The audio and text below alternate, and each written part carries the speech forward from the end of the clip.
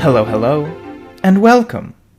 This week, I am so excited to bring you one of my favorite people, an incredible mover. Here to talk more about her craft, as we return to the world of ballet, this is Bailee Cudmore. She is so kind and absolutely wonderful, and piqued my interest further in ballet as an art form. Turns out she has a unique insight towards creativity as a whole. Her dance gracefully portrays story with effortless elegance and beauty. But you would never know that if you met her with her silly and goofy personality. She and I once shared the stage together as dancing appliances in a production of Beauty and the Beast.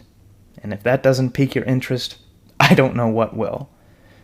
This episode was recorded in Phoenix, Arizona, some time ago, and published now due to me learning how to edit and publish a podcast, so some info might be a little old, but I hope you can still use all of the information to look up their work and your interest is piqued.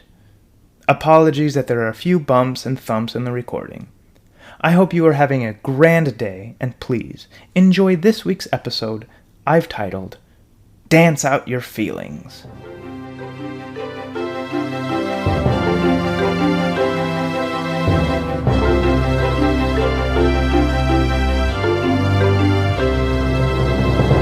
Hello, my beautiful people, and welcome to another episode of Pique My Interest, a podcast dedicated to creativity. My name is Scoob Decker, and I am an artist.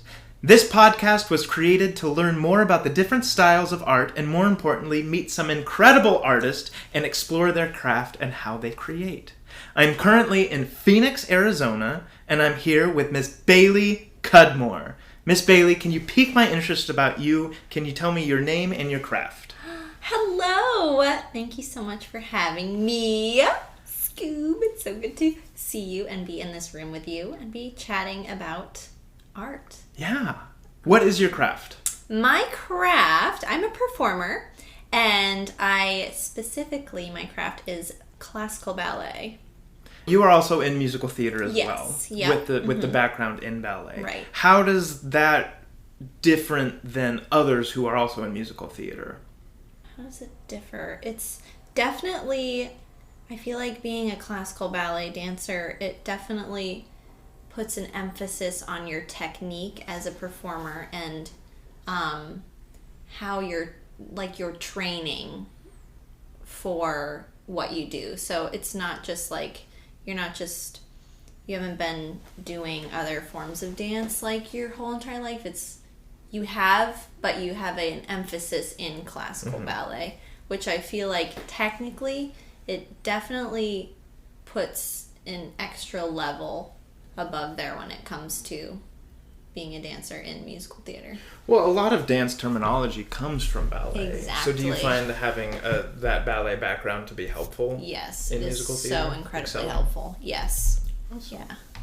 And what is your background? Where are you from? Do you have any education? And what was your upbringing to make you into a creator? I am originally from South Florida, sunshiny South Florida, and I have been dancing since I can remember. I think my parents put me in dance before I was even in school. And so I was like 3 years old when I started dancing. And of course, at that point, it's just like daycare. But I started in ballet and tap, and I will not lie, as I got older, tap was almost the reason I quit dance overall. And I came home and I told my mom one day, and I was like, I think I'm going to quit dance. And she's like, all right, you get back to me on that in a few days. Think about it, okay? I was like 7 or something. And I came back to her and I was like, no, I'm going to stick with dance. And she's like, okay, how about we just cut out the tap? And I was like, okay. And after that, happy as a clam. There it is. Happy as a clam. So I stuck with it. I went to a private school. I went to Calvary Christian Academy through 9th grade. And then I continued my dance training through then. And when I got around like 13, 14, that's when I started to be like, oh, I really love ballet specifically. I had grown up doing all the different styles, always ballet being the foundation. Okay, you can take the other styles as long as you take ballet. Because like you said, it's foundation. So when I was like 13, 14, I started really being like, oh, I think I want to like do this. I went away to dance at the Boston Ballet for the summer. So that was a pivotal time for me as well. I was like, all right, I can see myself doing this and pursuing this. After that summer, I was going into ninth grade, and ninth grade was the year I decided I wanted to homeschool after to pursue ballet. And my parents were totally on board with it. I'm so thankful for them. They have always supported what I do, and my brother too, and I just am so thankful for that. And so from there, I started, I finished ninth grade at the school I was at, and then I started homeschooling, which is the best decision I could have made for my craft, my art form. So I started training privately with a wonderful instructor, Herman Dagger, and then I'd train at night too at my studio. For those of you who don't know, ballet takes up a lot of time. Yeah, so much time. So that's why I was like, I'll homeschool so that I can dance in the morning, do school in between, whatever, and then go back at night. So that's kind of where it went from there. I moved to Philadelphia when I was 17, turning 18, to train with Pennsylvania Ballet School. I met my teacher, Arancha Ochoa, who changed my life when it came to dance.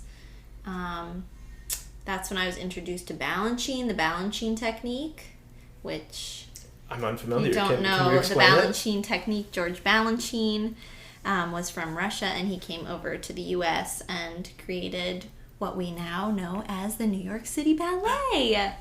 And so he had taken his various techniques that he learned in Russia and brought them to the U.S., but made his own beautiful Americanized version of it.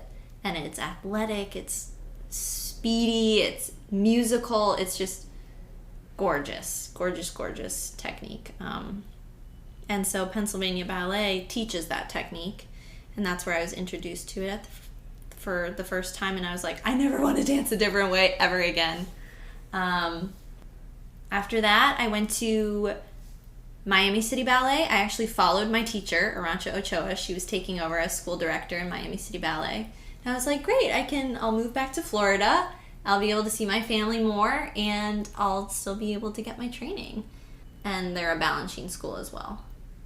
I had hopes to get in their company, but that same year where I moved schools to Miami City Ballet School, I got a pretty gnarly injury. I needed surgery on my foot, and I ended up having to take a whole year off of dance, and I thought I was quitting forever, but when I returned, spoiler alert, I came back more musical theater. There it is. The dark side. Yeah, that's what I've always considered it. Because once you get in, you love it. Yes. You can't explain it. You can't describe it. It's just there.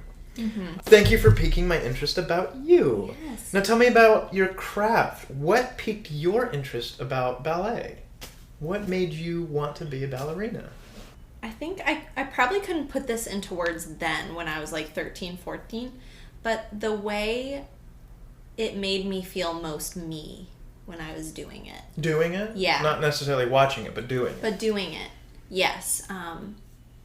It was just, I was comfortable with who I am doing it, and it was a way to express myself, and I had a knack for it, a natural gifting towards it, that genre of dance specifically. And so as a 13, 14-year-old, I don't think I could maybe cognizant be yes, I feel so secure and so most me doing this technique, but I think in my subconscious, I was I felt at home, so I was drawn to it. Mm-hmm. You just felt you. Yeah, felt me. Mm-hmm. As artists, we're constantly in search for success in our crafts. Do you consider yourself a successful artist? And what is success for you in your craft? I have, over the years, deconstructed and reconstructed what success, what failure means to me personally. And I have come to the conclusion that for me personally, this is what I live and abide by, there is no success and there is no failure. I try to take every single opportunity and see what I can gain from it, good or bad. And I try to look at the situation or the circumstance or whatever it is I'm going after or going for or going through, and I say, okay, how can I grow from this? How can I learn from this? And how can I move forward from this and continue to go forward from this? And then as a result, I realize, good, bad, or ugly, when you're gaining from any situation, every situation, that's success, isn't it? Right? That's what I've realized works for me. So success to me is looking around at where I am and assessing, am I growing? Am I learning? Or am I stagnant? Am I complacent? And assessing where I am in those questions. And if the answer is growing and learning, then that to me is success. Even if that's like a bad situation. We've been in plenty of bad situations. When you're in the theater, you're in plenty of bad situations. You meet a lot of different people and you learn how to deal with a lot of different people. And there have been a lot of hurtful situations, and for a time you may feel like a failure, you may feel like the worst ever, but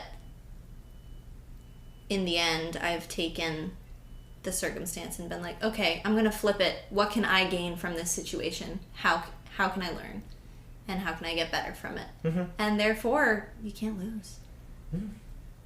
Yeah. So you've got a very unique field in musical theater. Do you feel like that ever either gives you an advantage over other performers, or do you think that it makes it harder because you are looked at a certain way and you need to fall into the certain line? I think it's probably more of an advantage than a disadvantage. I think technically it's an advantage when you're, in a dance call or something and you have technical combination. It's like, oh, I can execute this pretty well, because you have your technique to fall back on when needed. And then also too, there are maybe sometimes I am a little too rigid and stiff when it comes to certain things, and then in that case it'd be like you might be looked over for something, you know. I think it's more of an advantage than a disadvantage in the end. Yeah. Or overall, not in the end. There is no end. As a dancer, it's kind of hard to see the actual creation process. What we get to see is the final product. Yeah. For a painter, we get to see the final painting. For a sculptor, we get to see the final product. Mm-hmm. But we don't ever get to see them chiseling away at the marble. We don't get to see them actively painting. Can you tell me about your creation process? At the beginning, before it gets up on its feet, or even while it's being rehearsed, what is your creation process like to get to that final product? You're right. That's so true. You always see the end result. You're like our crafts, it's like you never see the nitty gritty behind the scenes. I guess I'll just use the production we're currently in as an example. We're doing An American in Paris here at the Phoenix Theater in Arizona. And it is a lovely musical, lots of dancing. And as we were learning the choreography, a lot of times the way I learn is I'll like watch the first time as the choreographer is giving us what we're doing. And then slowly but surely I will begin to like, I'll start by kind of like marking the movements. Marking is like when you're not doing it full out, but you're doing the arms full out.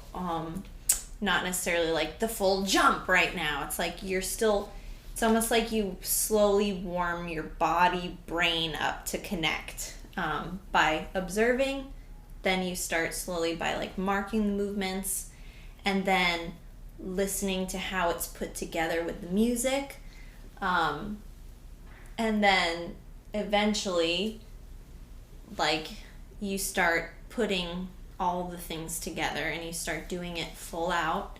And right away, usually for me, you can't put your full like emotion behind it yet until you're like knowing what you're doing with your body. Yeah. So once you're more familiar with the movements, you're able to find those little nuances where you can shine through, and those little moments. I'm like huge with musicality. I love musicality and like finding those spots in the moments where you breathe, or the spots in the moments where you do a sharp hit here. Of course, following the choreography.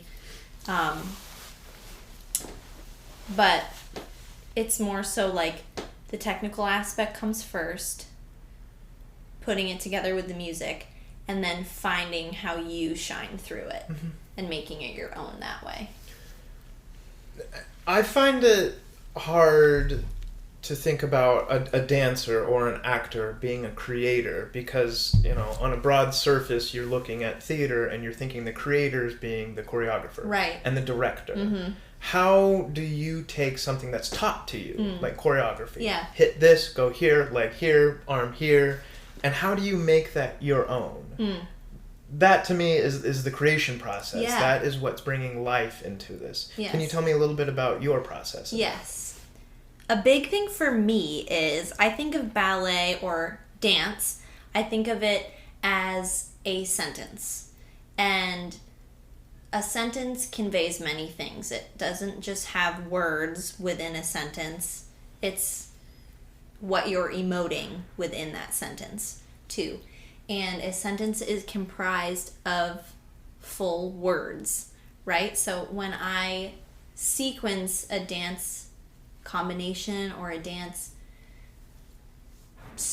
like progression or choreography, I try to think of it as like a sentence, and a big thing for me is completing each move within that sequence, because then it forms a complete sentence. I've used this like when I teach too. I've taught like students, and I'm like, guys, always finish out your movements. Like sometimes we get ahead of ourselves and we're thinking of the next movement, and then we cut the move before short, and we're left with like a fragmented sentence. And how I bring a difference in my dancing is I really try to complete each move to its fullness before I move on to the next one. And I really think that provides an element to the viewer of a fluidity and a clear picture of what's happening on stage. So I try to not think of like fragmented dancing, I guess. And that's where that's that sweet spot for me personally, where I suddenly can feel it in my body too, and I'm able to be like I can express fully, if that makes sense. It makes a lot of sense in my head. I don't know if it came out like well, it makes and also sense. the thing about dance is you don't have to be able to explain it. You can just dance it. Right, you just dance out the feels. For my peekers out there, if you have the opportunity to see Bailee Cudmore dance, please do. She is very full of life and grace, exactly what she was talking about. And it's so beautiful just to watch her tell a story through her dance. And it's very interesting for me to learn more about dance, because I'm less familiar with it than, say, straight theater. So I love learning about this. What gets your creative juices flowing? Ooh. I know some people like to go for a run, some people like to read. What do you like to do? You will not find me running, ever. I love to read. I really do love to read, so much. But I wouldn't say that has anything to do with my dancing. That's just a sidebar. Love to read, everybody. I would say... Oh, I do love to write. I really love to write. I'm a writer. I have, like, my sacred time in the morning. Every morning. I don't care how early I have to get up for where I need to be. I love slow mornings. So I will get up every morning and read and write with my coffee. And that to me is like a very centering time. And I think a lot of my creative juices flow, not to sound cliche in any way, shape, or form, but just flows from the very fact of the matter that I'm so grateful to be able to do what I am able to do. Mm-hmm. You know, I just feel so truly blessed that I have a gift to move and to, like, express through an art form. Like, I just feel so grateful, so unbelievably grateful. It's always fun to watch a dancer warm up because most of the time they're just flopping on the floor, just letting it all go, and they just have the biggest smile on their face just because they know that's what they're doing. Exactly. And you think about some other people rolling around the floor and how much they're thinking about it and don't want anybody to watch them, but you just watch these dancers just let loose and just roll around, and it's very fun to watch. Yeah. We talked a little bit about hobbies. You talked about reading and writing. Mm-hmm. Do you have any other hobbies? Do you think hobbies are important to have in your craft? And do yours complement or contradict your craft? Ooh, I like that question. I am a crocheter. Not like you, Scoob. Oh. But Scoob is amazing. Oh, thank you. He, like, makes things. I can make leg warmers, and that complements my craft. Exactly, yeah. Beautifully. I have a really fuzzy pair that I brought here that I'm, like, obsessed with. And they keep me really warm. But I do love crocheting. There's something very therapeutic about it. I feel like it's something that's very... I think it is, yes, important to have, like, a hobby when it comes to alongside your craft. And it doesn't even have to do anything with it. You know, it's like something that can... You know, you can take you to a happy place of some sort. Yeah, just... Refresh your brain. Refresh, mindless. You can learn a new skill, or like I remember when I started crocheting, I was like, this is so cool. I can, like, do a new skill that's, like, productive still, because sometimes it's hard to just, like... I agree. Yeah, You know, I use crochet as a relaxing... Yeah. It also kind of just puts my brain in that mode of just openness. Yeah. I'm willing to take things in, and I'm not judging them as much. Yeah. That, I love watching a movie while I crochet because I'm not judging it as much as I'm just taking it in. Obviously, I'm not going to bring my crochet to the live theater, but no, You're watching the show tonight, and I see you whip out your little crocheting stuff. He's taking it in. It's funny. What inspires you? Do you like to go out and watch other dances? Do you like to watch YouTube clips of dances? Do you like to listen to music? I do love going out and experiencing different forms of art. So, like, museums, or even like I live in New York, and I go to Central Park all the time, just because purely to just walk and observe and be in, like, the art of nature. And I do love going to, like, other shows too, like, where my craft is also happening, but it's not me doing it, it's me taking it in. I think that's important too.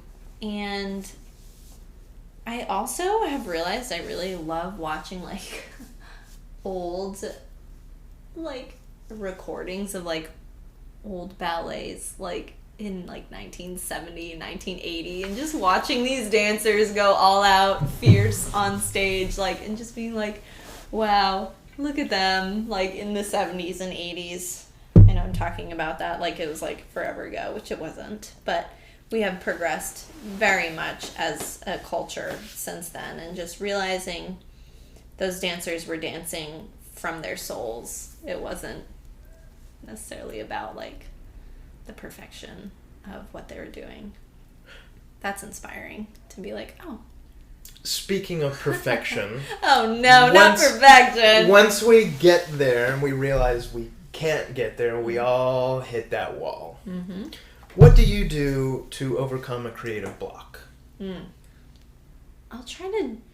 feel like I'll try to do something completely like different. So I know I've hit like creative blocks when it comes to choreography sometimes too, like because I like to choreograph as well, and I've done choreography things.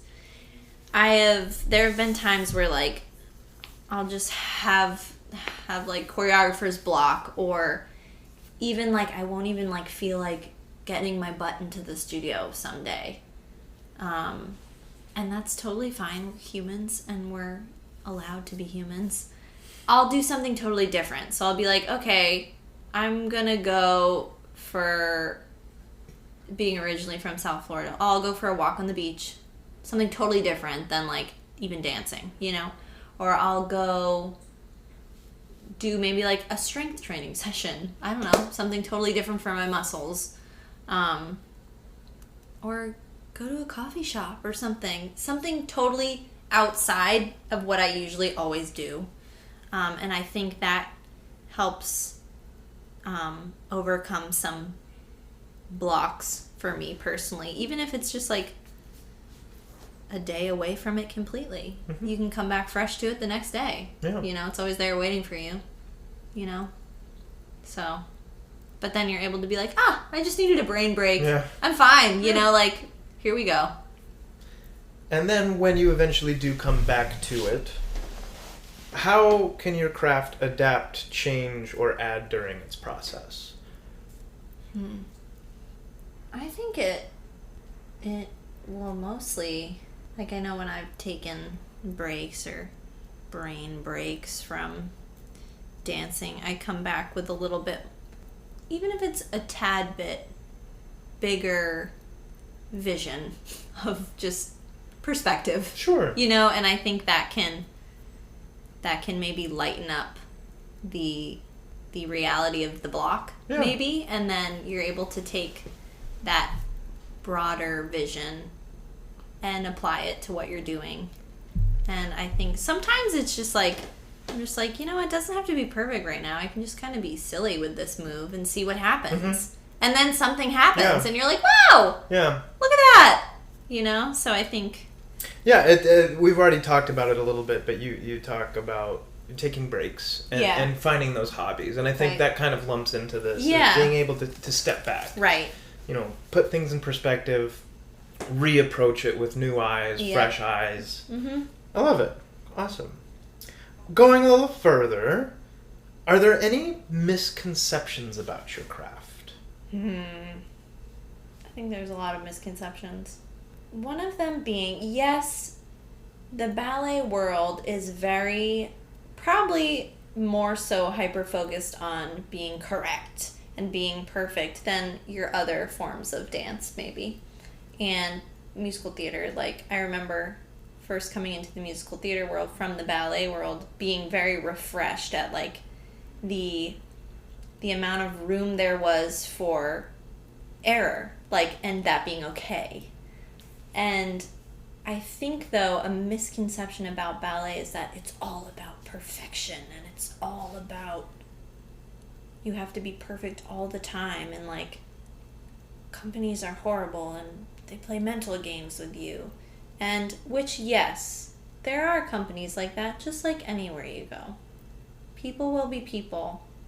That's the only thing we can count on in life is people being people. People will always be people. People will always be people. And there are always people that are horrible, but there are also always wonderful people, you know, and I believe there's more good than bad. It's just a lot of times the bad is the louder thing. Mm-hmm. And I know in my heart, like, if ballet companies were so horrible and everybody was just preaching perfection to everybody, like, we wouldn't still have, like, people wouldn't still be doing ballet. You know, like, there wouldn't still be companies around. Mm-hmm. But there are so many companies around, and so many of my personal friends are in companies thriving in healthy atmospheres, and I think it just involves finding your right fit, finding and putting yourself where you want to be. You know, if you don't like something, change it. Change mm-hmm. where you are. And so I think a common misconception is perfection is ballet, and it's like, no, not all, like, no. I mean, I definitely had that misconception. Right. I often think that it's a military. I mean, they right. yell at you, they tell you what to do. Right. I know. Everybody's like, there's a teacher that's hitting you with a stick all the time. I'm like, my teacher in Pennsylvania Ballet, if anything, made me want to be a professional ballet dancer because of the healthy ways in which she taught us in our atmosphere and environment. Healthy physically and mentally. Yes. And I love that. I mean, nowadays, everyone is trying to incorporate more shapes into ballet. Uh-huh. We're starting to see people of all different sizes, all different colors. Mm-hmm. And it's beautiful. It's wonderful. It's dynamic. It's mm-hmm.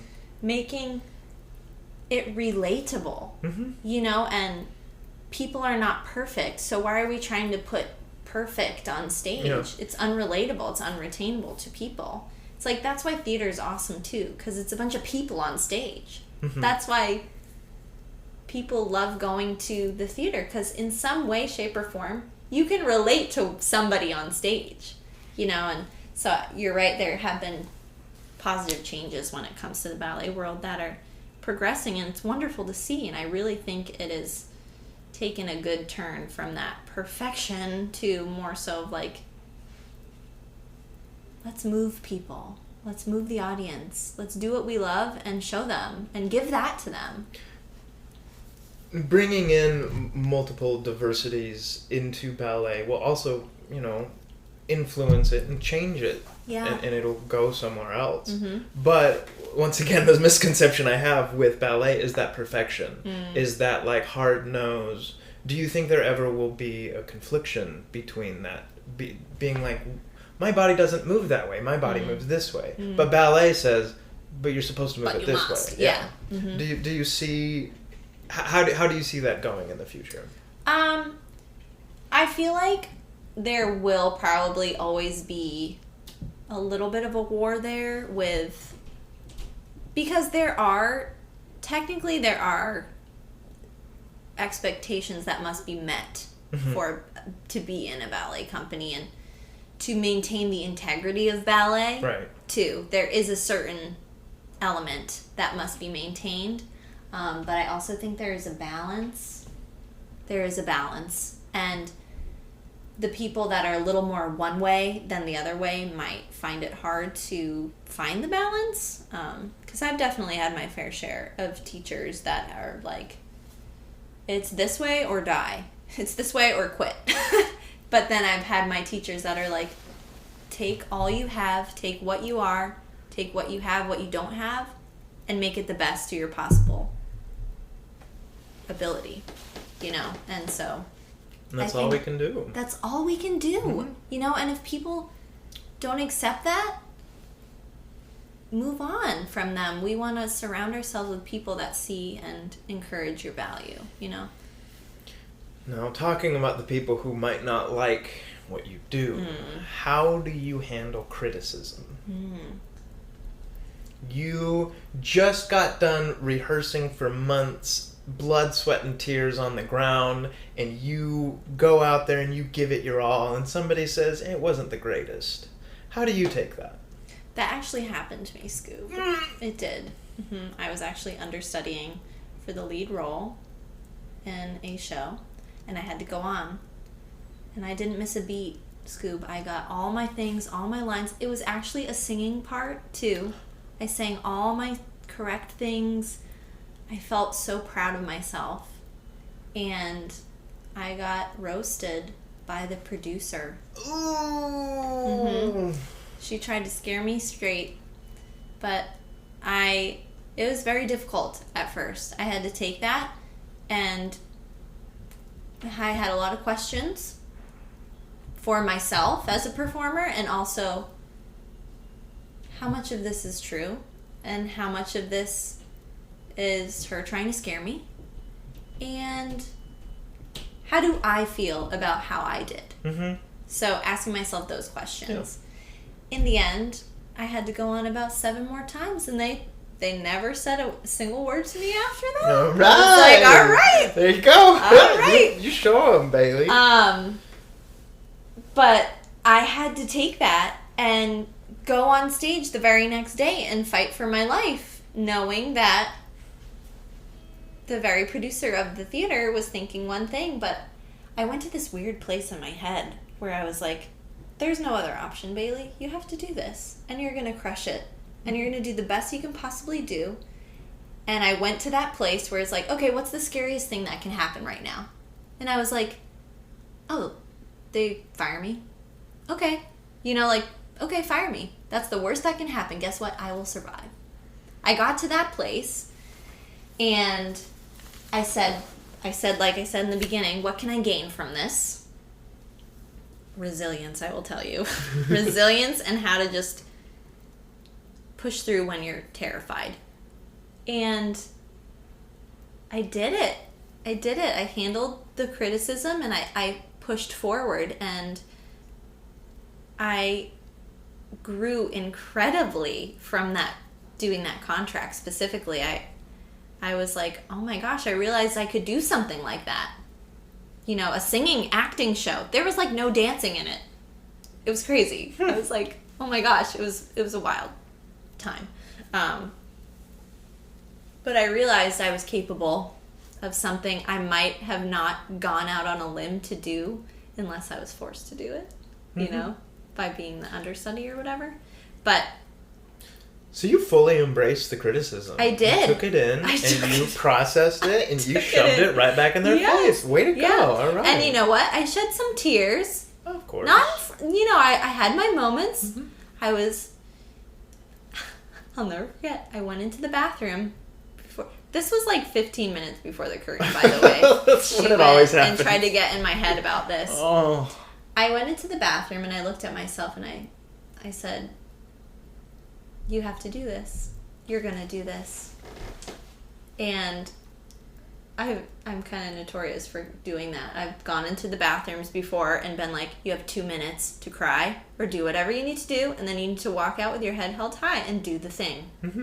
And we do the thing, and we live. We live to tell the tale. Yeah. When I have to decompress, I call it my 1 minute bitch. And that when things are just going wrong and I hate everything, I set a timer 1 minute, and I just complain to my phone, to the wall, my poor wife. God bless you, Lizzie. Just going to town. But then after that minute, it's over. Yeah. And I'm able to kind of wrap that up with a bow, throw it away, and move on. Yeah. And that to me is my best way, how I handle the criticism and whatnot. Yeah. But no, I respect that. Way to go. Thanks. And I think it's also really important to have people in your life, even if it's one person in your life, that is a voice of truth. Like, my mom is absolutely amazing, and she's a professional singer too. So her, as not just like, I was able to take that, tell her what happened to me, take it to her, and genuinely get her opinion from a mother's standpoint, and also a friend's standpoint, and also a singer's standpoint. So you get a full, well-rounded truth. So sometimes it's not always what you want to hear, but it's exactly what you need to hear. Yeah, exactly. That's a hard pill to swallow sometimes. I think handling criticism is helpful when you're not alone in handling it. Sometimes you have to handle it alone, but if you have somebody or someone in your life that can help be a sounding board of truth, I think that's very important. Do you have any advice to get educated in ballet or how to start for newcomers? Do you recommend school? I know you did a lot of homeschooling for other education, but did a lot of private stuff for dance. Yeah. Do you recommend going to a university or... For the newcomers to dance? I think... Somebody who's... You have piqued their interest in ballet. Where do they start? I think start with a local dance studio and look into their open classes. So open classes meaning like, you know, different ages and different levels. Like you can maybe pick and choose like beginner intermediate class or an open adult class if you're an adult, or intermediate advanced. Look into open classes first. And that kind of will help you get a little taste for like the structure of ballet. And also, like, I just also want to say, don't get discouraged from like one class. Ballet is one of those things that you will not get your first class. If you're brand new to ballet, you will not get it the first class. I promise. Or the second one, or the third one. Exactly. But another thing about ballet that is so awesome is it's a lot of repetition of like the same kind of movements. So your body will start to get acclimated.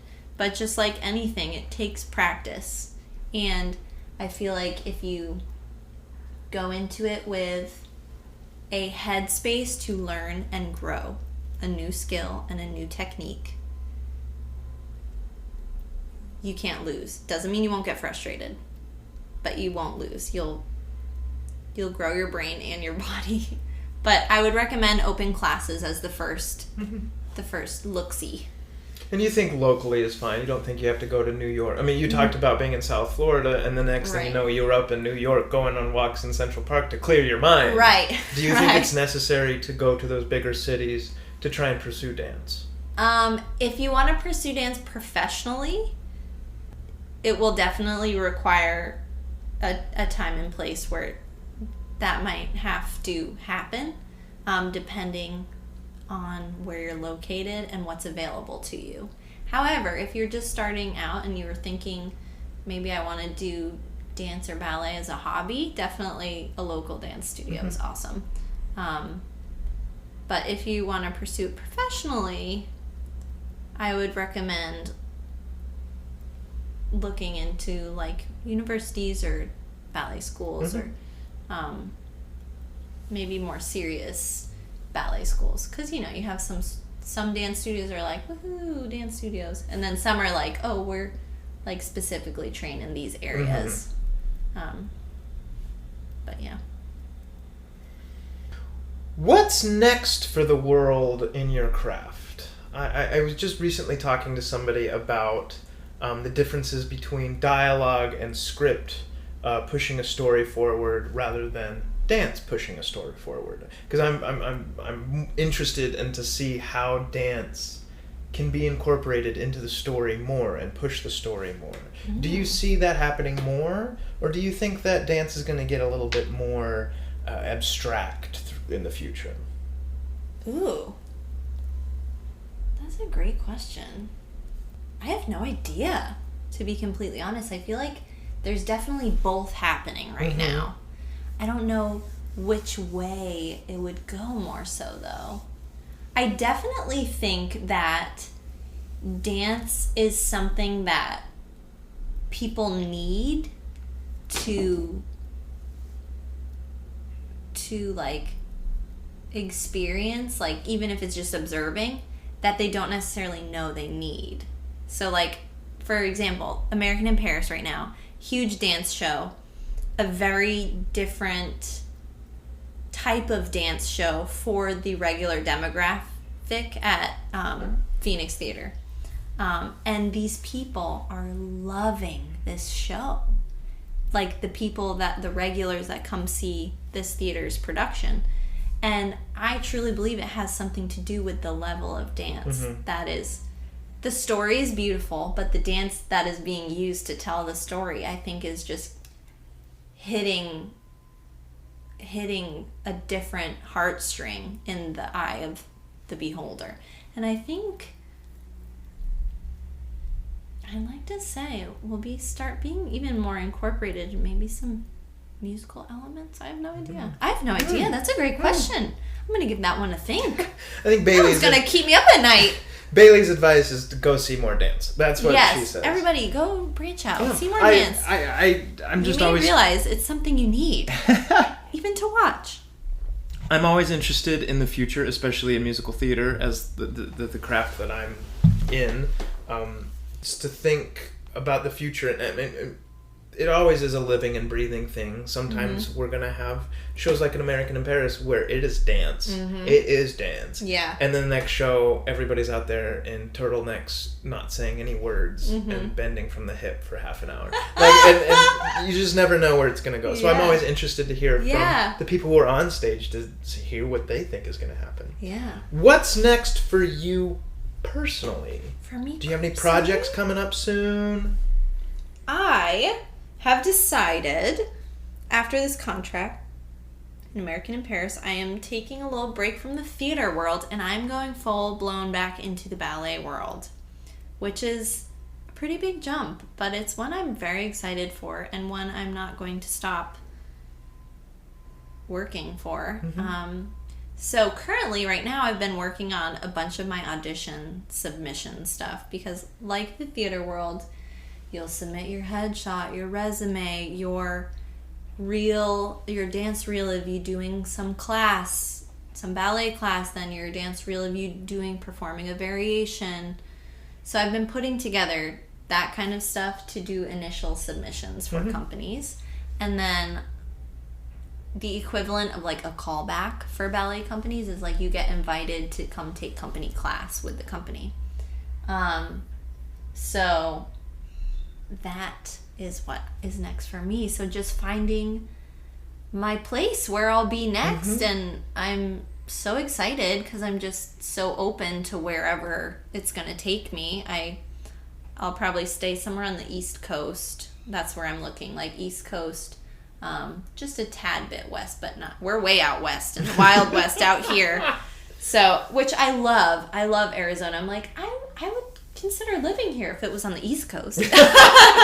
But I'm just an East Coast girl, and there's no shame in that. My whole family's like on the East Coast too, and all in New England, and all the way up to Maine to South Florida. So literally, like that whole side. But I'm really excited and looking forward to wherever my fit will be. There's so many companies, and musical theater has brought such an element of like vastness to the world for me, to where I'm like, I am not gonna try to pigeonhole myself in where I'm gonna end up. It's like I could end up in a contemporary ballet company, I definitely want to do Balanchine repertoire, definitely. But I'm not limiting myself to what that's going to look like, which is very freeing and exciting. Yeah, we briefly talked before this interview about age and its restrictions in performing. Yeah. In musical theater, if anything, the opportunities grow as you get older. There's more roles. Yeah. There's more opportunities. In film especially, I mean, there's no age limit in film.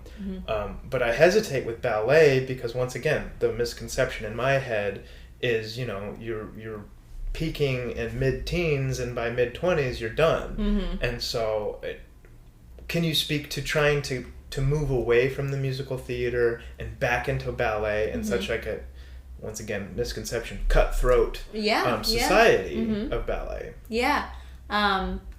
That's another thing I came to realize as well, is like I'm 25, and usually in how they breed ballet dancers is, you train, ballet is life, you train day and night from the time you're 11 on, and then by 18 you're auditioning for companies and you're in a company and you climb your way up the ladder from there. And that's the very conventional way to do it. There's absolutely nothing wrong with that. That's a wonderful way to do it. That is perfect. Or not perfect. You know what I'm saying? After all this talk about being perfect. But that is wonderful. Everybody's journey is different. So, and then a lot of times by the time you're 25 years old, you know, you're like killing it in a company somewhere or whatever. But I realized taking a step away from the ballet world, and then, you know, I'm 25 years old now. I've had some years in the professional theater world, and I'm like, ballet is my love, and it's always been like me, who I am. And I'm like, okay, I'm going to step away from the theater, and I'm gonna be crazy and go back into the ballet world while I still have like some solid years of being able to do the rigorous demands of ballet physically on your body. And I honestly feel like where I'm at now, I'm just entering the prime of my technique. So I'm very excited about that. And I feel like a huge part of it is mentally, you know, artistically, mentally, I am I'm becoming more solid in who I am as an artist and confident in that. And I think it's just the beginning. So I'm really excited to go back into the ballet world with that new mindset, which I think will be an advantage. I've also had people look at me like I'm crazy going back into the ballet world at 25 years old. Totally unconventional, but I've never been conventional anyway. So I'm like, what am I wearing? I'm wearing like this fishnet shirt with a kid's choker and 2 different color earrings. Like, it's so Bailee. I'm not your conventional girl. It's so Bailee. But I realized that ballet has, you know, an expiration date on your age, and now's the time to go for it. Theater will always be there for me afterwards. Yeah, everybody tends to start in ballet and then branches off. Right. And we talked about earlier how ballet is kind of the rudimentary form of dance. Yeah. And the more you get educated in that, the easier other dances might be. And so the best of luck to going back into ballet. You. I'm sure you're going to excel. Thank and you. I cannot wait to see what the next project is. Thank you. I can't thank you enough for joining me and piquing my interest about ballet. And thank you to all my peakers out there. Woo! Please let me know if you have any special or unique artist or art forms that you think I should explore. Remember, creativity comes from the heart. Push yourselves. Be kind to each other. I'm Scoob Decker, and thank you for helping me pique my interest.